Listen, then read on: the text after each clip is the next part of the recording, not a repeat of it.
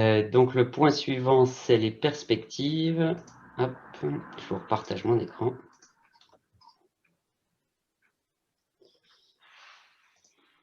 Et c'est Aubin qui reprend la parole pour le programme de 2021.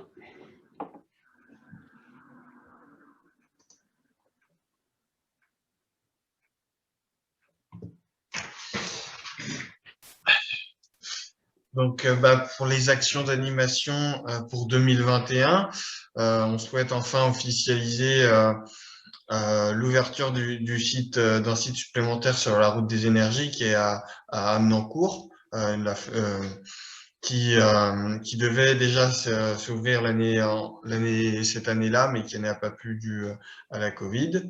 On souhaite aussi agrandir le rayon d'action du programme Moiti et l'étendre à plusieurs collectivités de communes. Donc, on sait qu'il y a déjà celle de Lunéville qui semble intéresser, ainsi que celle de Vézouz en Piémont. Donc afin d'avoir un rayon d'action plus grand pour Wati. Développer également des projets avec l'entreprise Valeco qu'on a pu rencontrer en début d'année 2021, donc pour des projets scolaires, et ainsi que l'association Arc-en-Ciel qui se situe du côté de Metz, à côté de Metz, où des animations pour centres de loisirs pourraient se développer. On souhaite aussi moderniser la route des énergies renouvelables, étant donné que la situation empêche les visites, avec peut-être aller apporter la route des énergies jusque dans les écoles, si les écoles n'ont pas possibilité de venir. Donc voilà, c'est les pistes et les projets qu'on souhaite développer pour l'année 2021. Voilà ce que je peux dire sur les perspectives. Je vais du coup laisser la parole à Pierre pour les changements de SAR. Oui, alors déjà, je vais vous expliquer ce que c'est. Donc, ça concerne les espaces conseils FAIRE. Alors déjà, espaces conseils FAIRE, ce sont les ex-espaces info-énergie. Donc, tous les conseillers rénovation énergétique de l'association sont désormais intégrés au réseau FAIRE. Vous avez peut-être entendu parler des publicités. En tout cas, maintenant, le nouveau programme qui nous rémunère s'appelle SAR, donc pour service d'accompagnement à la rénovation énergétique. C'est une volonté qui vient vraiment de très haut, donc ça vient de l'État, du gouvernement, qui a souhaité changer les modalités de nos financements. Donc, ça représente quand même 50% de nos financements en tant que conseiller, donc ex-espace info énergie et nouveau conseiller FAIRE. Donc, désormais, nos conseils sont financés à l'acte. Nous sommes tenus de respecter des objectifs. Par contre, on peut aller jusqu'à des visites à domicile sur tous les territoires. Et alors, par contre, nos animations aussi sont recentrées sur la rénovation énergétique. C'est-à-dire qu'on va plus pouvoir forcément intervenir, comme on l'a déjà fait, dans des maisons de solidarité, sur des éco-gestes, etc. On va vraiment être sur des travaux. Alors, c'est quelque chose qui est à double tranchant parce qu'on est assez satisfait qu'on prenne en compte le fait qu'on a des compétences pour aller aussi faire des visites, faire des bilans chez les particuliers, les accompagner dans leurs travaux. On a aussi un peu on étend aussi nos compétences puisqu'on va aussi pouvoir le faire chez des copropriétés et intervenir aussi, alors pas intervenir, mais au moins conseiller du petit tertiaire. Donc on sera normalement formé par l'ADEME sur ces points-là. Par contre, ça génère un peu d'inconnu et sur les financements, puisque du coup l'État, donc l'ADEME ne nous finance plus. À la place, l'État a décidé d'aller donc piocher dans les poches des fournisseurs d'énergie. Et du coup, chaque acte génère un certificat d'économie d'énergie, donc en gros une obligation faite aux fournisseurs d'énergie de financer des actions d'économie d'énergie. Donc on ne sait pas trop où on en est actuellement. Bon, vous en entendrez peut-être parler, mais voilà, ce sera pour l'année 2021. On ne sait pas trop ce que ça va donner. On espère que les postes et qu'on arrivera à atteindre les objectifs. Donc voilà. La suite, c'est... Alors voilà. Donc ce programme SAR, donc il a fallu redéfinir un peu nos conventions. Donc nous n'avons plus de convention en 2021. Alors avec le Pays de Briey et ses deux collectivités, c'est-à-dire cœur du PIO et Orne-Lorraine-Confluence. Alors, ils étaient très satisfaits de nos services. C'est juste qu'en fait, ils ont profité du programme SAR pour renforcer leur plateforme Rénov+. Donc, on est toujours en très bon contact. Et la communauté d'agglomération de Longwy, alors actuellement, on assure encore le conseil téléphonique, mais ils vont aussi profiter du programme SAR pour avoir leurs propres conseillers sur leur territoire. Donc, ils ont quand même une grande agglomération et les moyens de le faire. Et nous avons renforcé notre présence, donc du coup, sur les territoires sur lesquels on était déjà présents. Et donc, notamment, la création d'un poste à Terre de Lorraine. Donc, c'est moi qui l'ai pris. Je suis descendu du PIO. Et 3 apprentis conseillers qui nous soutiennent et qu'on prend le temps de former cette année. Donc, c'est l'occasion aussi de remercier nos partenaires qui sont présents et qui ont renouvelé les conventions avec les espaces conseils FAIR. Alors, juste un petit mot quand même sur le PIO, où donc c'est Julio qui est encore présent et qui a renforcé sa présence en temps de travail. Donc, moins de temps de travail sur le pays de Brième, et il renforce sa présence sur les territoires de Longuillon, donc Terre Lorraine du Longuillonnais et PIO Val d'Alzette.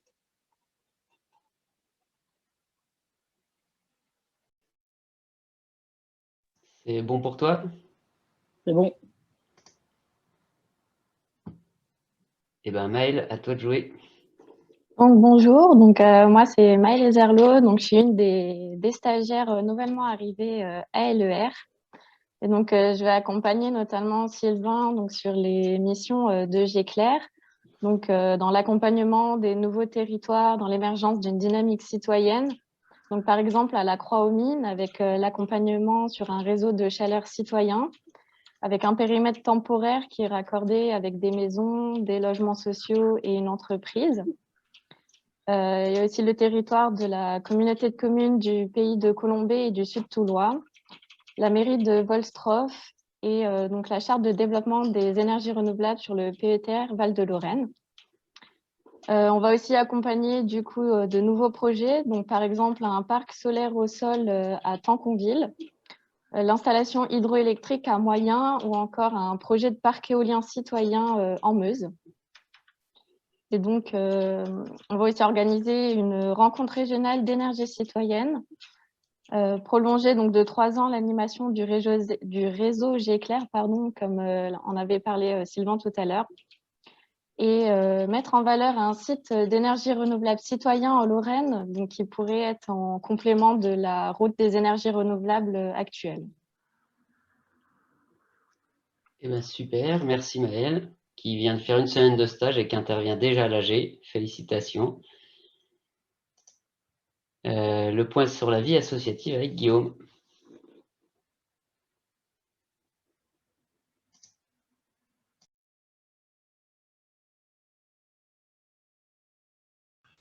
Micro Guillaume. Ah oui, tu ne dois pas l'avoir activé. D'accord. Là, vous m'entendez? Oui. D'accord. Donc, en fait, au début, on a… Voilà, enfin, c'est parti de l'idée de rénover le bâtiment et surtout de faire parler de nous. Sachant qu'au début, on n'avait aucun moyen envisagé financièrement pour rénover le bâtiment. Donc, on a commencé par démolir un plancher dans une pièce qu'on devait refaire.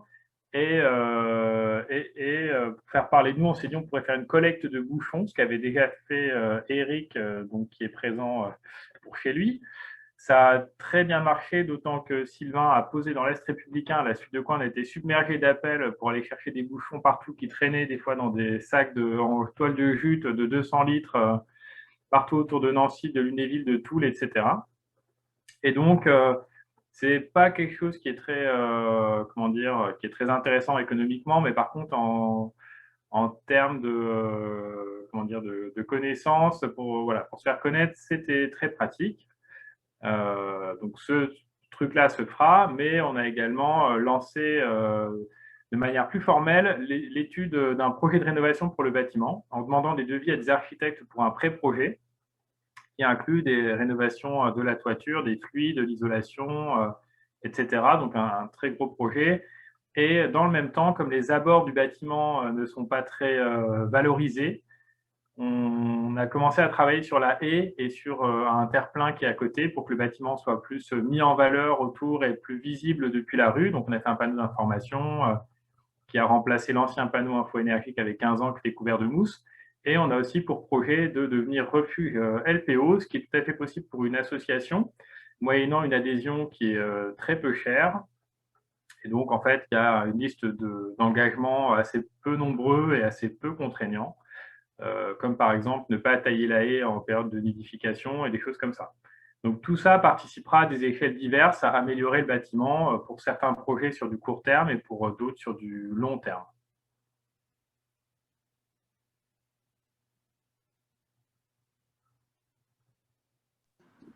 Je laisse la parole maintenant à Charlie. Et puis, donc là, ici, c'est les... Ah, ça a coupé, Charlie. On est dans une situation... Si tu peux recommencer.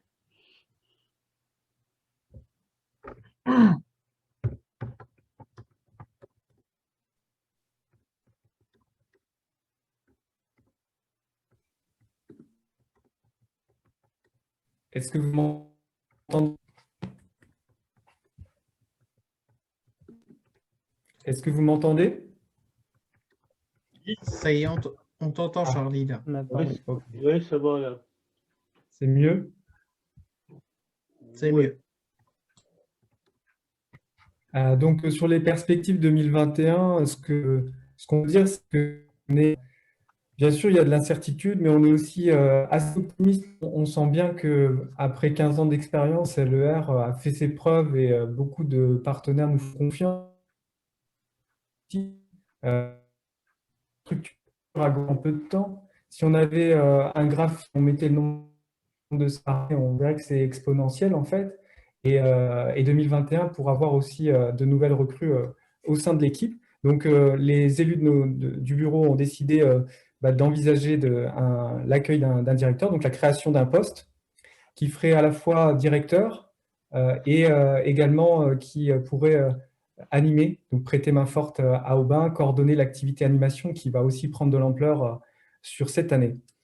Donc ça, c'est pour la première information. Autre perspective aussi très encourageante, c'est que on va répondre à un AMI ENR électrique. Donc c'est ce sera en lien avec la mission Géclair. Concrètement, ce sera de Sylvain, accompagner le développement, mais qui ne fait pas citoyen. Voilà. Charlie, excuse-moi. Je ne sais pas s'il y a que chez moi, mais ça coupe un mot sur deux là. Guillaume, t'entends toi ou... Ça a coupé un petit peu aussi au début. Ok. Ouais. Si tu peux reprendre l'accompagnement, à quoi va servir l'AMI? Oui, parce que c'est haché, c'est exact. D'accord. Désolé. Vous allez bien là, c'est bon, je peux continuer? Ça recoupe encore. On va réessayer une fois, puis tant pis, j'essaierai de reprendre, sinon... D'accord. Que puis-je faire de plus pour être mieux entendu? Là, ça va en ce moment. Enfin, je réessaye. Oui, là, ça va en ce moment. D'accord. Alors, la ENR électrique, pour faire simple, hein, c'est pour la création d'un poste de chargé de mission qui ferait comme Sylvain, donc accompagnement, développement des projets ENR électriques sur le territoire. Donc le public accompagné par le chargé sera la collectivité. Ah bah écoute, si tu veux, Sylvain, reprends la main sur parce que ça coupe et puis j'essayais de voir si dans la conversation quelqu'un avait une solution, mais David m'a fait rigoler, je m'excuse, mais voilà, je vais essayer de compléter. Pour l'AMI ENR électrique, donc la mission qui est proposée, je crois, par l'ADEME, c'est de financer partiellement 3 postes maximum, c'est 1 à 3 postes sur la région Grand Est. Donc c'est pour ça qu'il y a possibilité d'avoir une cohérence avec le réseau Géclair. Et la mission, c'est d'accompagner les collectivités dans le montage des projets d'énergie renouvelable électrique, pour faire très court. Sur SAR, alors, Sylvain. Oui, je veux bien pour les zones blanches, vas-y. Ouais, Charlie, reprends-moi si je me trompe. Hein, mais en fait, donc c'est vrai que le département 54 est plutôt bien couvert. C'est-à-dire que la plupart, toutes les collectivités, en fait, hein, ont des conseillers, soit de territoriaux des collectivités, soit espace conseil faire, type la LEC de Nancy ou nous à LER. Par contre, dans tout le Grand Est, et notamment l'ancienne région Lorraine qui nous intéresse, du coup, à Lorraine Énergie Renouvelable, il y a des zones blanches. C'est-à-dire que, par exemple, la Haute-Marne, alors non, la Haute-Marne, c'est à côté. Mais alors, on a beaucoup d'appels, par exemple, la semaine dernière des Vosges. Moi, j'ai un élu des Vosges qui m'a appelé la semaine dernière hein, pour me dire je comprends pas, mais mes citoyens n'arrivent pas à vous joindre. Bah oui, mais il se trouve qu'on recevait beaucoup d'appels des Vosges, alors des fois je les prends, mais du coup, c'est pas nos partenaires privilégiés, c'est-à-dire qu'on n'a pas signé de convention avec ces territoires. Donc c'est ça qu'on appelle les zones blanches, c'est-à-dire qu'il y a encore aujourd'hui beaucoup de communautés de communes ou de PETR qui n'ont pas de conseillers sur la rénovation énergétique, alors qu'on n'a jamais fait autant la publicité des numéros verts.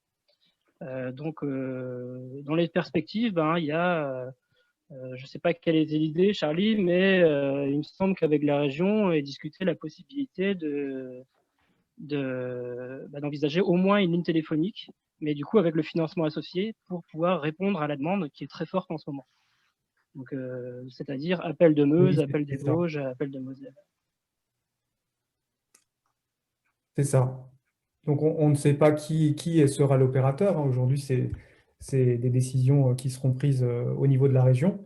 Mais effectivement, s'il y a une opportunité à le faire, on y réfléchira, nous, LER, sérieusement, du fait de l'expérience de l'équipe, de la constitution, et s'il faut renforcer, eh bien, les élus de notre association y réfléchiront sérieusement.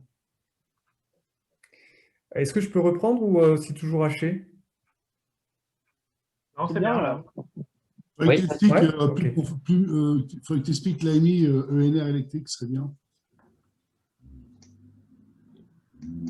Eh ben, c'est accompagner les collectivités dans le développement de leurs projets d'énergie renouvelable électrique, mais qui ne sont pas forcément citoyens. Nous, Géclair, on fait que du citoyen. Donc, eux, ils feraient ce qu'on ne fait pas, c'est-à-dire aider les collectivités à faire face aux développeurs, à rédiger des statuts, à négocier avec les développeurs des ENR, ou alors des SEM à faire leurs propres projets, donc des sociétés d'économie mixte, par exemple, ou des collectivités qui veulent faire leurs propres projets. Eh ben, ce chargé de mission accompagnerait ces collectivités-là. Et donc complémentaire à la mission Géclair, puisque des réseaux communs, des sensibilisations communes, et donc il y aura possibilité de passer de l'un à l'autre. Bon, je crois que tu es encore en train de broyer des bouchons, Charlie. Donc je vous propose de lancer un petit sondage pour le point suivant. C'est est-ce que vous êtes disponible le 29 mai? Parce qu'on a un beau programme à vous proposer. Donc, on espère que vous serez parmi nous. Je voulais lancer le sondage avant d'avoir la diapo là et j'ai un peu oublié. Donc, il n'y a plus trop de suspense. Vous étiez censé ne pas savoir ce que j'allais vous proposer. Ah, on voit qu'il y en a qui doivent consulter le binôme familial. On est à 60% des votants. 70, ça avance bien. Allez, dès qu'on a... Ah bah voilà, on a passé 80. Je vais arrêter le sondage. Hop. Juste une question, c'est anonyme la réponse ou pas? Oui, c'est anonyme. Ah, parce que j'avais dit que je devais consulter ma femme, mais c'était une connerie. Hein.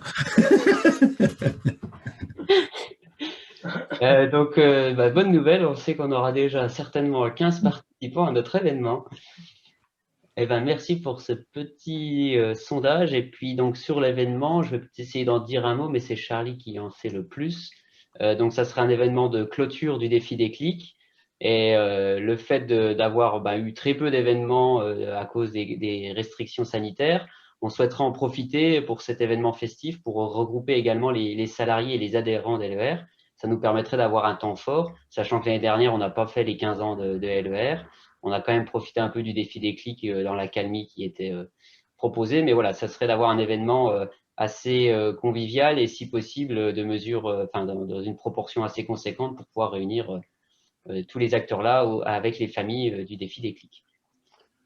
Et puis, pour la vie de l'association, ce qu'on prévoit aussi également avec les adhérents, donc l'année dernière, on avait une 60aine d'adhérents, on espère qu'on en aura autant, voire plus cette année. Ben, on propose aussi en service, en fait, comme l'année dernière, une visite à nos adhérents qui serait a priori gratuite et qu'on essaierait de programmer au 4e trimestre 2021 pour visiter la route des énergies renouvelables. Et vu que l'année dernière, on a fait le parc éolien et l'unité de méthanisation, on a réussi à faire au pas de course les 4 sites. Donc, on verra cette année qu'est-ce qu'on pourra apporter éventuellement comme nouveauté si ceux de l'année dernière souhaitent revenir.